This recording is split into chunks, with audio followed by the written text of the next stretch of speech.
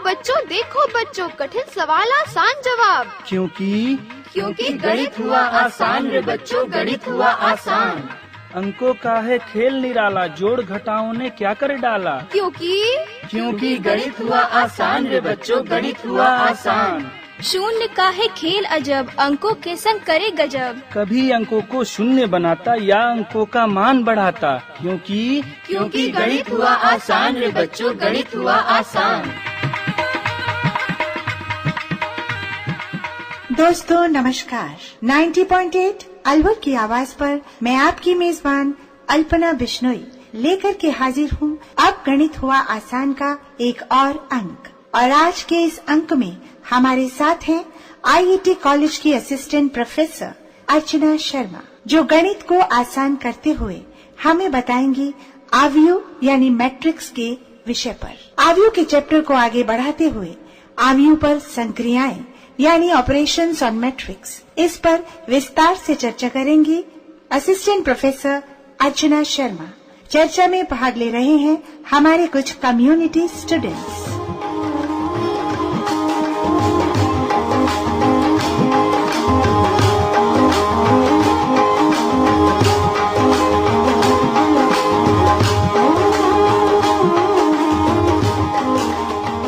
नमस्कार बच्चों। नमस्ते मैम। बच्चों मैं अर्चना शर्मा आईआईटी कॉलेज से आप सभी का गणित हुआ आसान के इस अंक में स्वागत करती हूँ। जैसा कि आप लोगों को ज्ञात है कि हमारे रेडियो स्टेशन पर गणित हुआ आसान यानी अब गणित हुआ आसान एक कार्यक्रम चलाया जा रहा है, जिससे आप लोगों को गणित को समझने में आसानी हो। तो चलिए पहले एक बार आप सभी का परिचय ले लेते हैं। आप बताएं आपका नाम क्या है। मैम मेरा नाम नीरज उपाध्याय है। आपका नाम बताएं। मैम मेरा नाम संदीप कुमार सिंह। आपका नाम। मेरा नाम स्नेहा स्मृति है। आपका नाम। आनंद प्रकाश मैम। ठीक है, आप बताएं अपना नाम। मेरा नाम जूली स्वर्णकार है। ओके ठीक है बच्चों। तो बच्चों जैसा कि आप लोगों को पता होगा कि हम आव्यूह पर चर्चा कर रहे हैं। पिछले अंकों में भी हमने आव्यूह के बारे में जाना, आव्यूह पर संक्रियाएं यानी ऑपरेशंस ऑन मैट्रिसेस के बारे में जाना कि किस किस प्रकार की संक्रियाएं हम आव्यूह पर यूज कर सकते हैं। ठीक है, जैसे कि आपने सीखा आव्यूह को जोड़ा कैसे जाता है। ठीक है, और क्या क्या सीखा, आव्यूह की कोटि कैसे ज्ञात करते हैं, सीखा ना आप लोगों ने। ठीक है, चलिए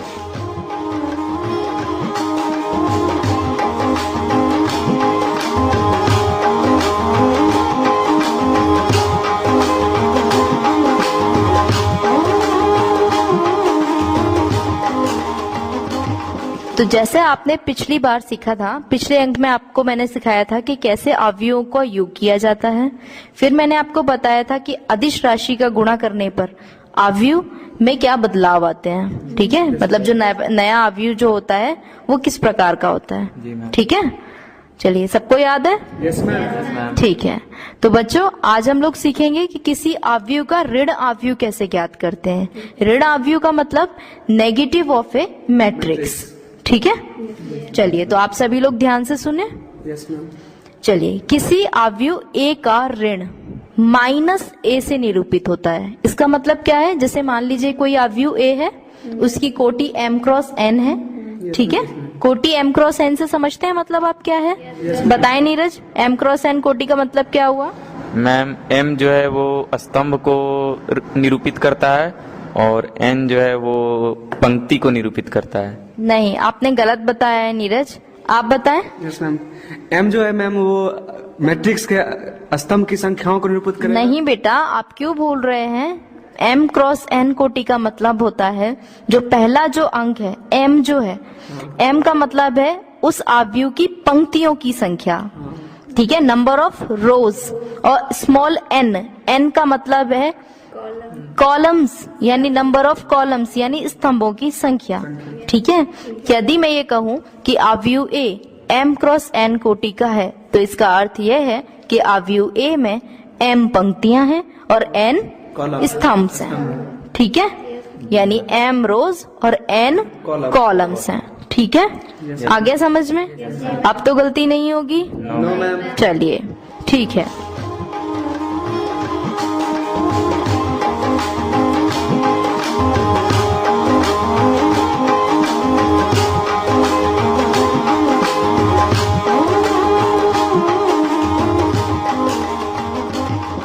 अभी क्या बता रही थी मैं आप लोगों को कि किसी भी अवयव का ऋण अवयव कैसे ज्ञात करते हैं, ठीक है। तो सबसे पहले आप निरूपण समझ लीजिए। जैसे मैंने आपको पहले भी बताया है कि जब भी हम अवयव को प्रेजेंट करते हैं तो कैपिटल लेटर्स का यूज करते हैं, ठीक है। वैसे ही अगर किसी अवयव का ऋण अवयव बताएंगे, जैसे मान लीजिए अवयव ए यानी मैट्रिक्स ए, अगर इसका ही आपको नेगेटिव मैट्रिक्स बताना है तो हम उसका जो नोटेशन है, जो निरूपण है, वो कैसे बताएंगे? -a से। क्लियर है? इसका अर्थ सिर्फ यही है कि अवयव का अगर आप नेगेटिव अवयव बनाना चाहते हैं, मतलब किसी भी अवयव का ऋण अवयव ज्ञात करना चाहते हैं, इसका अर्थ यह है कि उस अवयव में आपने -1 का गुणा कर दिया है। आगे आपको समझ में? Yes ma'am. यानी ऋण अवयव का मतलब क्या हुआ? मैम उसको निगेटिव साइन लगा के निरूपित कर देंगे, मतलब -1 से मल्टीप्लाई कर देंगे। कहने का अर्थ यह है, जैसे आपने अदिश गुणन सीखा था ना, जैसे मैंने आपको पिछले अंक में ये बताया था कि जब भी आप किसी अवयव में अदिश राशि का गुणा करेंगे तो अवयव के हर अवयव में उस राशि का गुणा होगा, यही बताया गया था। फॉर एग्जाम्पल, अगर मैं अभी आपको 2x1 की कोई मैट्रिक्स बताऊं, 2x1 की मैट्रिक्स का मतलब क्या हुआ? उसमें 2 तो रो है और 1 कॉलम है, ठीक है। कॉलम एक ही है और उस कॉलम में कितने अवयव होंगे? 2 ही होंगे, क्योंकि रो कितनी है? 2 है, ठीक है। मान लीजिए पहला अवयव, कॉलम वाइज बता रही हूँ मैं आपको, पहला अवयव 1 है और दूसरा अवयव 2 है, ठीक है। बताइए मैट्रिक्स कैसी हो गई? पहला अवयव क्या है? 1 और दूसरा क्या है? 2, यानी कि स्तंभ का पहला अवयव 1 और स्तंभ का दूसरा अवयव 2। और अगर मैं इसे रो वाइज देखूं, यानी पंक्ति के अनुसार देखूं, तो पहली पंक्ति का पहला अवयव क्या है? 1 और दूसरी पंक्ति का पहला अवयव क्या है? 2, ठीक है। और मैंने पहले ही कहा है कि जो आपके पास कोटि है वो कोटि कैसी है? 2x1 की है, ठीक है। तो 2x1 सेटिस्फाई कर रहा है आपके अवयव, ये अवयव को कर रहा है? कर रहा है ना? ठीक है। तो आप बताइए मुझे इस अवयव का ऋण अवयव कैसे ज्ञात करेंगे, बताएं। मैम -1 से मल्टीप्लाई कर देंगे, और जैसा कि आपने पिछले क्लास में बताया था कि जब मल्टीप्लाई करते हैं, जब गुणा करते हैं, तो हर एक अवयव में उसका गुणा करते जाते हैं। तो जो पहला है 1 है, तो उसमें -1 से मल्टीप्लाई करेंगे तो -1 हो जाएगा। और फिर जो स्तंभ का दूसरा अवयव है 2, तो उसमें भी -1 से मल्टीप्लाई करेंगे तो -2 हो जाएगा। तो इस प्रकार से जो मेरा ऋण अवयव मिला वो -1 और -2 हो गया। यानी कि अब जो नए स्तंभ बने, जो नया स्तंभ आएगा, अब जो नया अवयव जो बनाया आपने ऋण अवयव, उसके जो अवयव होंगे वो कैसे होंगे? -1 और -2। यानी पहली पंक्ति का पहला अवयव -1 और दूसरी पंक्ति का पहला अवयव -2। बिल्कुल सही, ठीक है। आगे आपको समझ में? ठीक है। अब मैं आपको एक दूसरा उदाहरण दे रही हूँ और आपको बताना है उस अवयव का ऋण अवयव कैसे ज्ञात किया जाएगा। उदाहरण आप लोग ध्यान से सुने, मैं एक बार फिर से रिपीट भी करूंगी बाद में, पहले आप ध्यान से सुने। पहली बात, अवयव की जो कोटि है, जो मैं अवयव अभी आपको बताने जा रही हूँ, उस अवयव की कोटि है 2x2। तो मैं आप लोगों से जानना चाहूंगी कि आपको पता चल गया है कि इसमें कितनी पंक्तियां और कितने कॉलम्स होने चाहिए? बताएं। स्नेहा आप बताएं। मैम 2 पंक्ति है और 2 अवयव, 2 स्तंभ है। ठीक है, ठीक है। और 2x2 का मतलब ये भी है कि टोटल जो एलिमेंट्स होंगे वो कितने होंगे? 4। क्लियर है? ठीक है। तो सबसे पहले लिखिए पंक्ति के अवयव। Yes ma'am. 3, पहली पंक्ति का पहला अवयव है 3 और दूसरा अवयव है 1। दूसरी पंक्ति का पहला अवयव है -5 और दूसरा अवयव है 6। मैं फिर से एक बार रिपीट कर देती हूँ आपके लिए। 2 पंक्तियां हैं जो मैट्रिक्स हम बना रहे हैं, ठीक है। पहली पंक्ति के अवयव है 3 व 1, दूसरी पंक्ति के अवयव है -5 और 6। क्लियर है? Yes ma'am. अच्छा, एक बार मैच कर लीजिए। मैं स्तंभ के अनुसार बता रही हूँ अब आपको। पहला स्तंभ जो है उसमें अवयव है 3 और -5 और दूसरे स्तंभ में है 1 व 6, ठीक है। आपको इसका ऋण अवयव बताना है, बताएं। मैम ऋण अवयव निकालने के लिए पहले तो -1 से मल्टीप्लाई करना पड़ेगा जो अवयव है अपना उसमें। तो मेरा अवयव a है, तो पहले तो इसका निरूपण जो होगा वो -a हो जाएगा। तो -a बराबर अब लिखेंगे -1 से मल्टीप्लाई कर रहे हैं। तो जब -1 से मल्टीप्लाई करेंगे, स्तंभ का पहला अवयव 3 है, तो -1 गुना 3 तो -3 हो गया। फिर दूसरा अवयव स्तंभ का +5 है, -5 है, तो इसमें जब -1 से मल्टीप्लाई करेंगे तो वो +5 हो गया। फिर अब गए दूसरे स्तंभ पे, तो दूसरे स्तंभ का पहला अवयव जो है वो 1 है, तो जब 1 से -1 का मल्टीप्लाई करेंगे तो -1 हो गया। फिर उसका दूसरा अवयव जो है 6 है, फिर उसमें -1 से मल्टीप्लाई करेंगे तो -6 हो गया। इस प्रकार से मेरा जो ऋण अवयव हो गया -a बराबर स्तंभ 1 का पहला अवयव -3, दूसरा अवयव +5, फिर स्तंभ दूसरा का पहला अवयव -1 और दूसरा अवयव -6 हो गया। बिल्कुल सही। लेकिन जैसे कि आपने अभी अभी जैसा बताया नीरज कि जो अवयव ए का जो ऋण अवयव बनेगा, मैं बता देती हूँ। अभी अभी जो नीरज ने बताया मैं फिर से एक बार रिपीट कर देती हूँ। अब जो अवयव आपके पास बनेगा वो कौन सा होगा? पहली पंक्ति कैसी होगी उसकी? -3 व -1, और दूसरी पंक्ति होगी 5 और -6। ठीक है, चलिए। अच्छा, मुझे आपसे यहाँ पर एक बात और पूछनी है। क्या आप इस अवयव ए के ऋण अवयव को, जो पहला वाला उदाहरण हमने दिया था, जो 2x1 का उदाहरण था, जिसकी 2x1 के जो अवयव थे वो क्या थे? 1 और 2, यानी एक ही स्तंभ था उसमें, और पहले स्तंभ का अवयव था 1 और दूसरा अवयव क्या था? 2। क्या उस अवयव में -a अवयव को जोड़ा जा सकता है? बताएं। नहीं मैम। नहीं, नो मैम, नहीं जोड़ा जा सकता। हाँ बताएं आप, ऐसा क्यों नहीं हो सकता? क्योंकि फर्स्ट वाला का कॉलम 2 है और उसका कॉलम 1 ही है, इसलिए दोनों को ऐड नहीं किया जा सकता है। अर्थात आप ये भी कह सकते हैं कि जो दोनों अवयव हैं उनकी कोटि समान नहीं है, क्योंकि हमने अपने पिछले अंक में यही सीखा है, अवयवों का योगफल तभी आप कर सकते हैं जब कोटि समान हो, ऑर्डर सेम होगा तभी आप ऐड कर सकते हैं। कोटि समान हो तभी आप उनका अंतर भी निकाल सकते हैं। जैसे मैं भी कह रही हूँ ना आपसे, अवयव ए का ऋण अवयव, तो ऋण अवयव का मतलब क्या है एक्चुअल में अगर देखा जाए तो? जैसे मान लीजिए कोई दो अवयव हैं, अवयव ए और अवयव बी, यानी मैट्रिक्स ए और मैट्रिक्स बी। अगर मैं आपसे कहूँ कि मैट्रिक्स ए में से बी को घटाना है, तो बी को घटाना है, इसका मतलब a माइनस बी आएगा। ठीक है, क्या a माइनस बी को हम इस तरीके से लिख सकते हैं? a प्लस माइनस का b लिख सकते हैं। तो माइनस बी का मतलब क्या हुआ? अवयव b का ऋण अवयव। समझ में आ गया या नहीं आ गया? ठीक है, वेरी गुड। आ गया आप लोगों को समझ में? ठीक है, आगे चले। चलिए,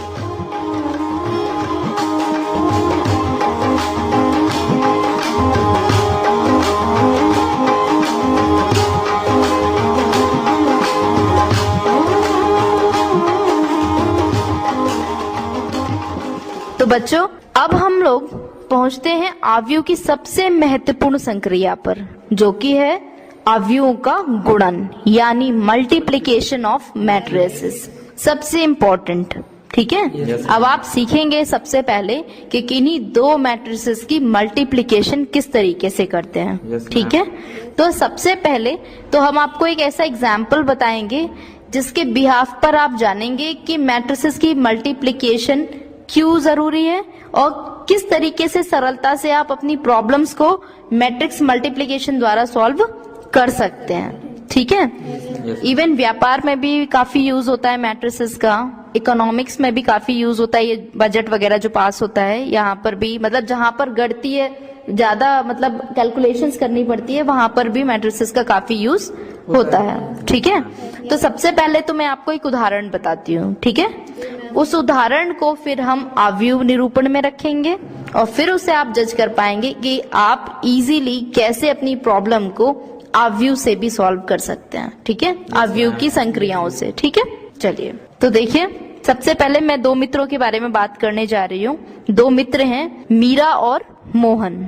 ठीक है, दोनों ही 12वीं कक्षा में पढ़ते हैं। ठीक है, अब जो इन्फॉर्मेशन आपको यहाँ पर मिलने वाली है, उन इन्फॉर्मेशन को आप लिखते रहिएगा अपने साथ साथ, जिससे कि आपको कैलकुलेशन करने में, गणना करने में दिक्कत ना हो। ठीक है, मीरा 3 कलम तथा 5 कहानी की पुस्तकें खरीदना चाहती है। क्या करना चाहती है?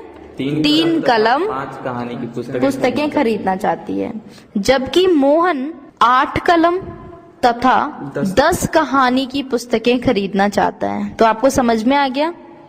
मीरा को कितनी कलम चाहिए? 3 कलम। मोहन को कितनी कलम चाहिए? 5। गलत बताया आपने, 8। मोहन को कहानी की पुस्तकें कितनी चाहिए? 10। ठीक है, तो वो सबसे पहले, अभी इंफॉर्मेशन अब तो सही है ना? मैं फिर से रिपीट कर देती हूँ। मीरा 3 कलम तथा पुस्तकें 5 खरीदना चाहती है। मोहन 8 कलम और 10 पुस्तकें लेना चाहता है। ठीक है, वे दोनों एक दुकान पर कीमत ज्ञात करने के लिए जाते हैं। ठीक है, कीमत कुछ इस प्रकार है, सुनिए। जो कलम यानी पेन की जो रेट है, एक पेन की रेट है 2 रुपए, मतलब प्रत्येक पेन कितने रुपए का है? 2 रुपए का। कहानी की पुस्तक जो है, प्रत्येक पुस्तक की जो कीमत है वो है 50 रुपए। ठीक है, उन दोनों में से प्रत्येक को कितनी धनराशि खर्च करनी पड़ेगी? अब आपको ये बताना है। आपको रेट्स भी मालूम है। 1 मिनट, ठीक है? ठीक है, तो आप अपने हिसाब से पहले आप खुला आप मुझे बता सकते हैं कि किसको कितने पैसे की जरूरत होगी। बता सकते हैं आप में से कोई? कौन बताएगा? आप बताइए। मैम, मीरा को कलम के टोटल 6 रुपए देने होंगे और पुस्तकें के, जो कि एक पुस्तक के दाम 50 हैं और 5 पुस्तकें खरीदने तो 250 रुपए, तो टोटल मीरा को 256 रुपए देने होंगे। ठीक है, इसी प्रकार मोहन के लिए आप बताएं। मोहन को कलम खरीदने के लिए 16 रुपए चाहिए। क्यों? क्योंकि उसको 8 कलम खरीदना और एक कलम का मूल्य 2 रुपए है, इसीलिए 8 दूनी 16। यस मैम, 16 वैसे ही रुपए। बुक्स का बताइए। बुक्स उसको 10 खरीदनी है और एक बुक की कीमत जो है वो 50 रुपए है। तो कुल कितनी बुक चाहिए? 500 रुपए चाहिए। कितनी कीमत मतलब उसको चाहिए? कुल 500 रुपए चाहिए बुक खरीदने के लिए। Yes ma'am. और 16 रुपए किस लिए चाहिए? 16 रुपए चाहिए कलम खरीदने के लिए। तो 500 और 16 को जोड़ देंगे तो 516 रुपए चाहिए कलम और बुक दोनों खरीदने के लिए। बिल्कुल ठीक है। अब तो ये आपने अलग अलग यहाँ बताया। अगर इसी पूरी सूचना को अगर हम आव्यूह निरूपण में लिखना चाहें तो क्या लिख सकते हैं? Yes ma'am. कैसे लिखेंगे? सबसे पहले आवश्यकता का एक आव्यूह बनेगा। ठीक है, आवश्यकता के आव्यूह में आप चाहें तो ऐसा कर सकते हैं कि एक जो स्तंभ है वो किसका बना लेंगे? कलम का। हाँ, वैसे भी कर सकते हैं आप कि आप पहला स्तंभ मीरा को दें और दूसरा मोहन को दें। ठीक है, मतलब आपने जहाँ स्तंभ माना है मैं उनको कहाँ बना रही हूँ? पंक्तियों में। ठीक है, हमने ये बनाया है। पहली बात तो ये है कि मीरा, मतलब 2 चीजें चाहिए ना अपने को। आवश्यकताएं किस किस की है अपने को? कलम की और पुस्तकों की। ठीक है, तो जो पहली आपकी जो कॉलम है वो होगी कलम की और दूसरी जो कॉलम है वो होगी कहानी की पुस्तकों की। ठीक है, यस मैम। ऐसे ही पंक्ति लेंगे। पहली पंक्ति किसको दिखाएगी? मीरा को, और दूसरी पंक्ति किसको दिखाएगी? मोहन को। ठीक है, चलिए, तो इसका मतलब यह है कि आपके पास आव्यूह जो बनेगा, आव्यूह की कोटि क्या रहेगी? 2 गुणा 2। ठीक है, यस मैम। तो सबसे पहले हम बताएंगे स्तंभ के अनुसार। ठीक है, और स्तंभ में क्या आएगा? पहले स्तंभ में कलमों की संख्याएं आएंगी। ठीक है, तो सबसे पहले क्या आएगा? मीरा को कितनी कलम चाहिए? कितनी चाहिए? 3। यानी कि स्तंभ का पहला अवयव क्या होगा? 3। फिर दूसरी जो पंक्ति है वो किसकी है? मोहन की। तो दूसरा जो पहला जो स्तंभ है उसका दूसरा अवयव क्या होगा? 8। मतलब हम क्या बताने जा रहे हैं कि अब मोहन को कितनी कलम चाहिए? ठीक है, 8। ठीक है, इसी प्रकार अब क्या बताएंगे? कहानी की पुस्तकें। कहानी की पुस्तकें जो बताएंगे सबसे पहले मीरा के लिए बताएंगे, यानी दूसरा स्तंभ का पहला अवयव कितना होगा? 5। दूसरे स्तंभ का दूसरा अवयव कितना होगा? 10। पहला जो अवयव है, दूसरे स्तंभ का जो पहला अवयव है वो बता रहा है कि मीरा को कितनी पुस्तकें चाहिए, और दूसरा अवयव बता रहा है कि मोहन को कितनी पुस्तकें चाहिए। ठीक है, इसी प्रकार आपको दाम मालूम है? दाम क्या क्या है? आपको पता है कि जो पहली पंक्ति है, पहली जो पंक्ति है वो किसके लिए है?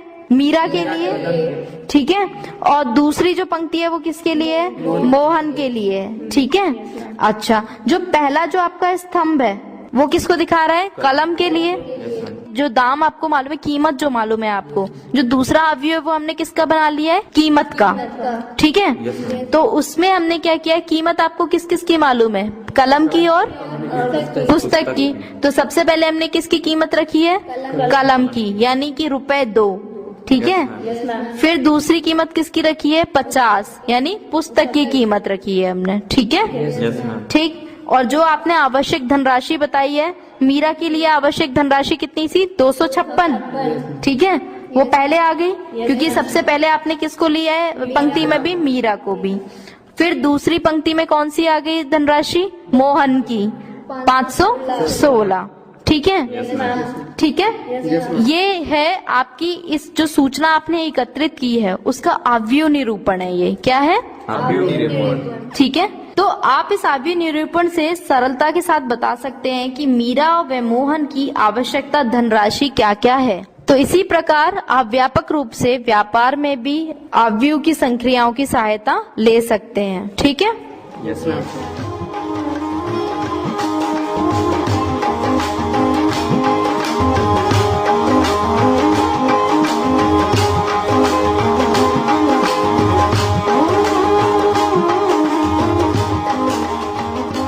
उपयुक्त उदाहरण में आपने देखा कि ये आव्यूहों का गुणन ही है।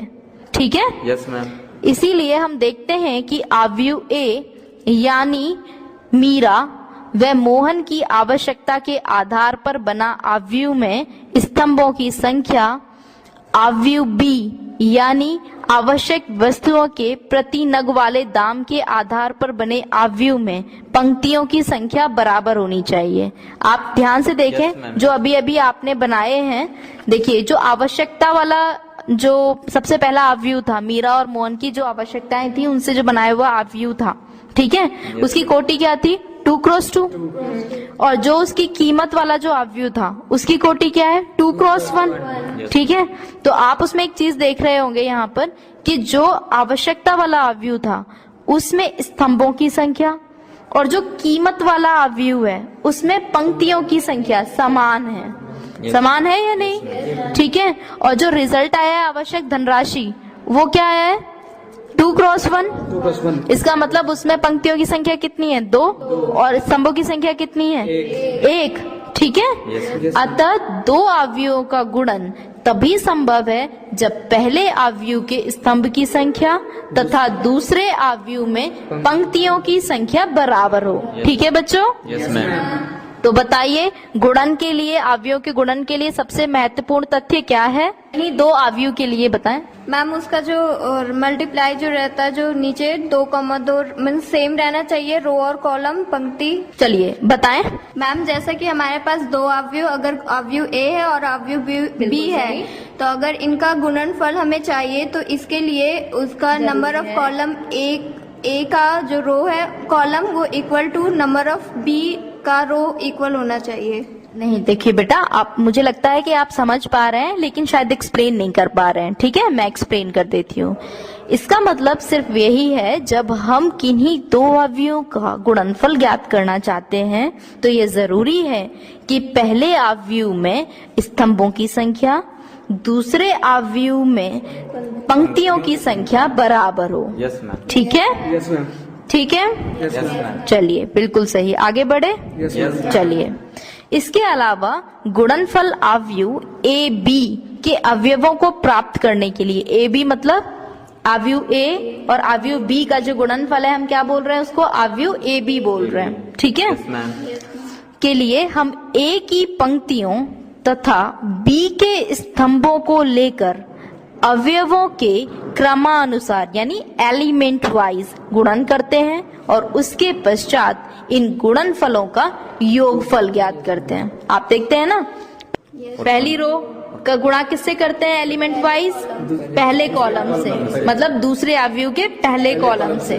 गुणा करने के बाद उनको क्या करते हैं? आपस में जोड़ देते हैं। ठीक है? Yes ma'am. आपने अपनी क्लासेस में भी ऐसा आप सीख रहे होंगे, सीखते हैं ना? Yes ma'am. जी। चलिए बच्चों, तो इतना समझ में आ गया आपको कि गुणनफल के लिए क्या जरूरी है? चलिए, तो बच्चों अब मैं आपको बताना चाहूंगी कि यदि आप आव्यूह ए और बी को गुणा करना चाहते हैं तो आप उनकी कोटि के आधार पर भी उनकी गुणनफल देख सकते हैं। ठीक है? मैं आपको इन जर्नल बता देती हूँ सामान्यतः रूप से कैसे गुणनफल ज्ञात किया जा सकता है। ठीक है? यदि आव्यूह ए की कोटि m cross n, m small m into small n, ठीक है? Yes ma'am. तथा आव्यूह b की कोटि n क्रॉस p यानी small n into small P हो तो गुणनफल आव्यूह AB की कोटि M क्रॉस P ही होगी। ठीक है? Yes ma'am. क्योंकि हम अच्छे से जानते हैं कि गुणनफल तभी संभव है जब A की स्तंभों की संख्या और B की पंक्तियों की संख्या कैसी हो? बराबर हो। ठीक है? और शायद यहाँ पर ऐसा है। क्या है यहाँ पर? आव्यूह A में स्तंभों की संख्या n और B में रो नंबर ऑफ रोज कितने हैं? पंक्तियों की संख्या n। तो n और n कैसे हो जाएंगे? दोनों समान है, इसीलिए जो आने वाला अवयव होगा, जो गुणनफल अवयव होगा, वो कैसा होगा? m cross p। यानी आने वाले जो अवयव जो होगी वो अवयव कैसी होगी आपकी? उसमें पंक्तियां कितनी होंगी? m और आपके स्तंभ कितने होंगे? p। ठीक है? Yes ma'am. चलिए, तो अब आप लोग मुझे बताएं, यदि आव्यूह A की कोटि 2 क्रॉस 1 तथा आव्यूह B की कोटि 1 क्रॉस 2 है, तो गुणनफल आव्यूह की कोटि क्या होगी? बताएं। 2 क्रॉस 2। बिल्कुल सही। चलिए, अब बताएं आगे। अब यदि आव्यूह की कोटि 1 क्रॉस 2 हो, पहले आव्यूह की 1 क्रॉस 2 हो और दूसरे आव्यूह की 2 क्रॉस 1 हो, तो गुणनफल संभव है? जी मैम। जी मैम। संभव है? जी मैम। क्यों? क्योंकि मैम पहले अवयव में उसके स्तंभों की संख्या और दूसरे अवयव के उसके पंक्तियों की संख्या दोनों समान है, जो कि 2 है। 2 है। और नया जो जो गुणनफल आएगा वो संभव है। तो बताइए, जो गुणनफल आएगा अवयव, जो नया अवयव बनेगा, उसकी कोटि क्या होगी? उसकी कोटि मैम 1 क्रॉस 1 होगी। 1 क्रॉस 1 होगी। 1 क्रॉस 1 कोटि में कितने अवयव होंगे? एक ही होगा। Very good. चलिए, ठीक है।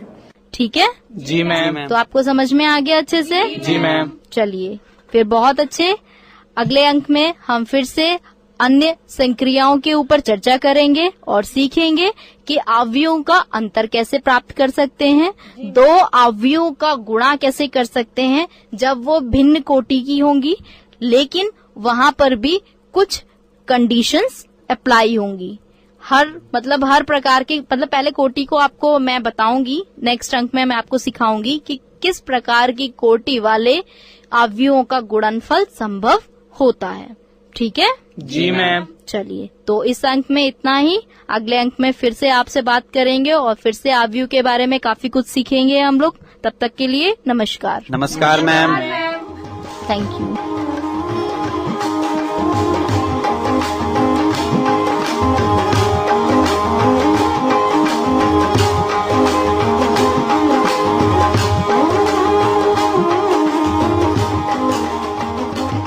तो दोस्तों, ये था आज का अंक अब गणित हुआ आसान में अवयव विषय पर। आशा करती हूँ आपको ये अंक पसंद आया होगा और अवयव के बारे में आपको अच्छी तरह से समझ आ गया होगा। ये प्रोग्राम भारत सरकार के विज्ञान एवं प्रौद्योगिकी विभाग द्वारा उत्प्रेरित एवं समर्थित किया गया। आपको ये प्रोग्राम कैसा लगा? अपनी प्रतिक्रिया और फीडबैक देने के लिए हमारा पता नोट कर लीजिए।